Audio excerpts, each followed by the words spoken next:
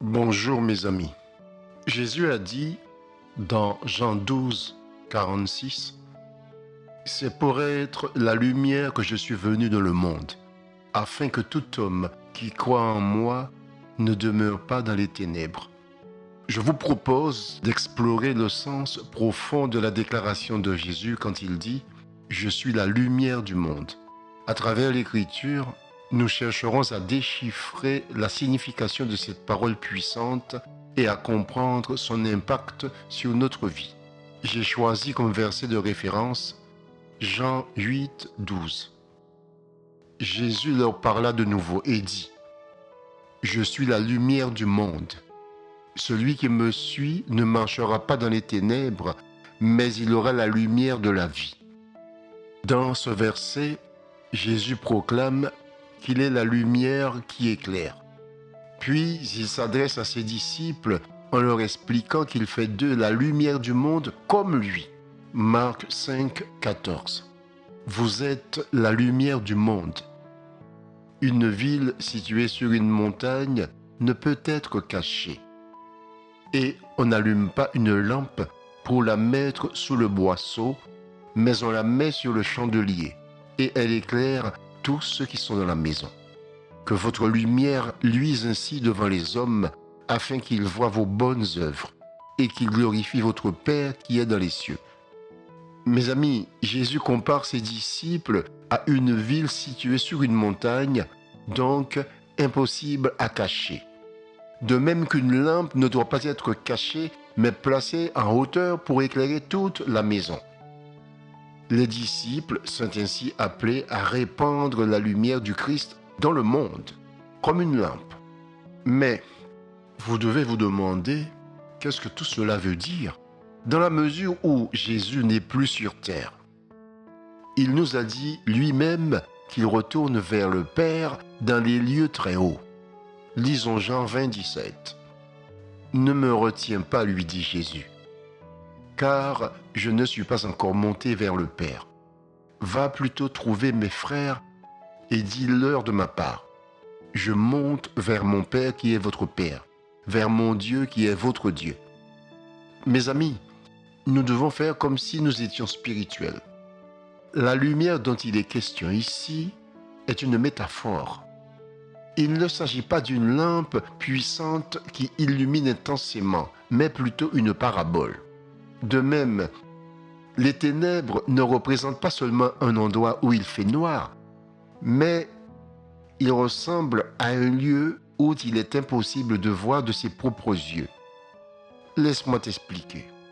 Imagine que tu te trouves perdu dans l'obscurité.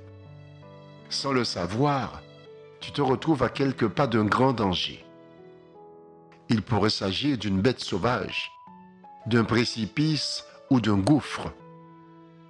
Soudain, une lumière t'est donnée te permettant de te situer et de prendre conscience du danger. Désormais, tu avances en tenant compte des informations révélées par cette lumière. C'est le propre même de la lumière. Lorsque nous accueillons Jésus dans notre vie, il devient ainsi notre lumière. Il devient notre guide, notre boussole dans les ténèbres de ce monde. Sans cette lumière divine, nous sommes incapables de discerner le bon chemin. Nous risquons de nous égarer dans les voies sombres du péché, de la tentation et de la destruction. La raison en est simple. Nous sommes aveugles. Nous tâtonnons dans l'obscurité des ténèbres. Luc 6, 39. Il leur dit aussi cette parabole. Un aveugle peut-il conduire un aveugle? Ne tomberont-ils pas tous deux dans une fosse? Observez ceci, mes amis. Avant de commencer à prier, nous rendons grâce à Dieu. Nous proclamons « Gloire à Dieu le Père, le Créateur. Gloire à Jésus-Christ, le divin Fils. Gloire au Saint-Esprit, lumière divine. » Cette lumière divine te révèle la vérité. Tu ne confondras plus l'Est et l'Ouest. Tu ne confondras plus l'Orient et l'Occident. Tu ne verras plus la laideur comme beauté. Tu ne considéreras plus le petit comme grand. Tu seras capable de distinguer un nain d'un géant. Cette lumière est la parole et le Verbe incarné, c'est-à-dire Jésus. Cette lumière scrute les intentions du cœur et les motivations les plus profondes. C'est un révélateur. C'est le révélateur par excellence. Éphésiens 3, 18. Vous puissiez comprendre avec tous les saints quelle est la largeur, la longueur, la profondeur et la hauteur. C'est le rôle de l'Esprit de nous permettre de comprendre et de nous révéler toutes choses. Jean 11, 9. N'y a-t-il pas 12 heures dans une journée, répondit Jésus. Si l'on marche pendant qu'il fait jour, on ne bute pas contre les obstacles, parce qu'on voit clair. Mais si l'on marche de nuit, on trébuche, parce qu'il n'y a pas de lumière. Mon ami, Jésus joue le rôle de lampe dans le monde, à travers la vie de ceux qui l'ont choisi comme guide. En d'autres termes, cela signifie que tu ne suis plus aveuglément les ordres de l'ancienne nature, c'est-à-dire le vieil homme. Tu es illuminé de l'intérieur. Tu es inspiré et guidé par l'Esprit. Mais je sais, tu pourrais me demander comment il fait tout cela, puisqu'il est retourné auprès du Père Céleste. Sois rassuré, Jésus a tout prévu. Jean 15, 26.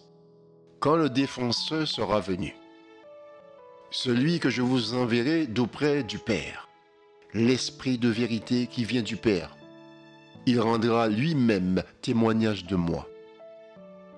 C'est à travers son Saint-Esprit, mes amis, qu'il nous éclaire, car le Saint-Esprit est appelé la lumière divine. Tu vois maintenant. De plus, Jésus a dit ceci. Allez donc dans le monde entier, faites des disciples parmi tous les peuples, baptisez-les au nom du Père, du Fils et du Saint-Esprit. Apprenez-leur à obéir à tout ce que je vous ai prescrit. Et voici, je suis moi-même avec vous chaque jour, jusqu'à la fin du monde. C'est-à-dire qu'aujourd'hui, mon ami, Jésus est vivant. Il vit désormais en nous par le Saint-Esprit, qui est la lumière divine. Et c'est cette lumière qui nous éclaire et qui nous guide. Mes amis, souvenez-vous que je vous ai invité à agir comme si nous étions spirituels. Donc, nous allons le faire. Tu vas comprendre. Lorsque l'enfant de Dieu vit dans la lumière, cela ne signifie pas qu'il devient lui-même lumineux, que son corps se transforme en ampoule. Cela signifie simplement que ses actions sont bonnes aux yeux des hommes et aux yeux du Seigneur. L'enfant de Dieu, c'est-à-dire celui qui met en pratique les commandements du Seigneur, porte de bons fruits. Il pardonne, il aime, il s'efforce de mettre en pratique tous les enseignements du Christ. C'est ainsi qu'il fait briller la lumière, même lorsqu'il se trouve dans les ténèbres, c'est-à-dire le monde. Cette lumière nous révèle toutes choses, car c'est par cet esprit que nous comprenons les Écritures. Mes amis, voyons comment les apôtres ont fait rayonner la lumière de Jésus. Jean 16, 33. Il fallait que je vous dise aussi cela pour que vous trouviez la paix en moi. Dans le monde, vous aurez à souffrir bien des afflictions, mais courage. Moi, j'ai vaincu le monde. C'est en acceptant de souffrir pour Jésus que nous faisons luire sa lumière. C'est la fidélité à Jésus qui fait briller sa lumière. Tu vois, c'est la manière de vivre de ceux qui croient en Christ qui fait rayonner la lumière de Jésus. Psaume 112, 7. Il n'a pas à craindre les bruits malveillants. Son cœur est tranquille. Il s'appuie sur l'Éternel. Ferme sur ses positions, il n'a point de crainte. À la fin, il peut regarder en face tous ses ennemis. On le voit donner largement aux indigents. Il demeure pour toujours approuvé par Dieu. Honoré de tous, il peut relever la tête. Mes amis, la lumière nous montre qui nous sommes. La lumière révèle nos fautes. La lumière illumine notre intelligence parce que c'est la lumière. Elle nous permet de connaître Dieu. Elle réduit à néant tout ce qu'il y a de mauvais en nous. La lumière divine, mes amis, c'est la parole elle-même. C'est Dieu qui vit en nous. Psaume 119, 105. Ta parole est comme une lampe qui guide mes pas. Elle est une lumière éclairant mon chemin. Mes amis, la lumière qui triomphe des ténèbres, c'est la parole. Et la parole, c'est Dieu. C'est Jésus. Jean 1, 1. Au commencement était la parole. La parole était avec Dieu et cette parole était Dieu. Elle était au commencement avec Dieu. Mes amis, avez-vous déjà essayé de marcher ou de progresser sans lumière dans l'obscurité? Pouvez-vous imaginer conduire votre véhicule dans une campagne sombre sans aucun éclairage? Mon ami, sans Jésus, tu n'as pas conscience de ton péché, tu ne vois pas, tu ne comprends pas. Tu dois comprendre une fois pour toutes que Jésus est venu pour révéler aux hommes leurs péchés, pour ensuite les effacer. C'est aussi simple que ça. Sans cette lumière, tu ne sauras pas discerner ton chemin. Tu t'égareras facilement dans les chemins obscurs où les griffes de la mort s'abattent sur ton âme perdue. Mon ami, sans cette lumière, tu iras là où tu ne devrais pas aller. Tu consommeras ce que tu ne devrais jamais consommer. Mon ami, observe. Si je te tends un verre dans l'obscurité totale, comment sauras-tu ce que je te propose? Avant tout, nous devons prendre conscience de l'importance de la lumière dans notre vie. Cette lumière, la lumière, est indispensable. Sans lumière, nous sommes incapables d'avancer. Sans lumière, ton âme est malheureuse. Toutefois, mes amis, il y a un obstacle majeur.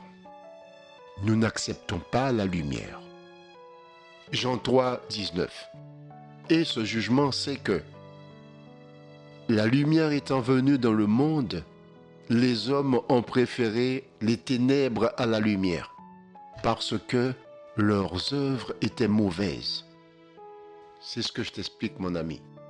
Nous n'acceptons pas la lumière. Jean 9, 5. Aussi longtemps que je suis encore dans le monde, je suis la lumière du monde. Il a dit, je suis venu dans ce monde pour un jugement, pour que ceux qui ne voient point voient, et que ceux qui voient deviennent aveugles. Sans cette lumière, tu es aveugle.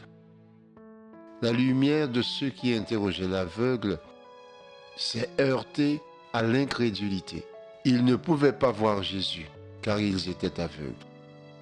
Mes amis, attardons-nous un peu sur ce que dit l'apôtre Paul dans 2 Corinthiens 4, 4. Pour les incrédules, le Dieu de ce monde a aveuglé leur esprit et les empêche ainsi de voir briller la lumière de la bonne nouvelle qui fait resplendir la gloire du Christ, lui qui est l'image de Dieu. Mon ami, tu dois comprendre et retenir ceci. C'est indispensable pour ta santé spirituelle et vital pour ton âme. Retiens et comprends que la lumière de la foi s'oppose aux ténèbres de l'incrédulité. Le Dieu de ce monde aveugle les esprits des incrédules pour les empêcher de voir la splendeur de l'Évangile et la gloire du Christ. Nous sommes appelés à refléter sa bonté et son amour dans le monde, repoussant ainsi les ténèbres du péché et de l'incrédulité. Mon ami, tu dois être convaincu que Christ vit en toi. N'oublie jamais que sa lumière a le pouvoir de te transformer et de transformer ta vie. Il peut transformer la vie de tous ceux qui la reçoivent avec foi. Laisse cette lumière habiter en toi. Laisse-la te guider. Ainsi, tu pourras dire, l'Éternel est mon berger.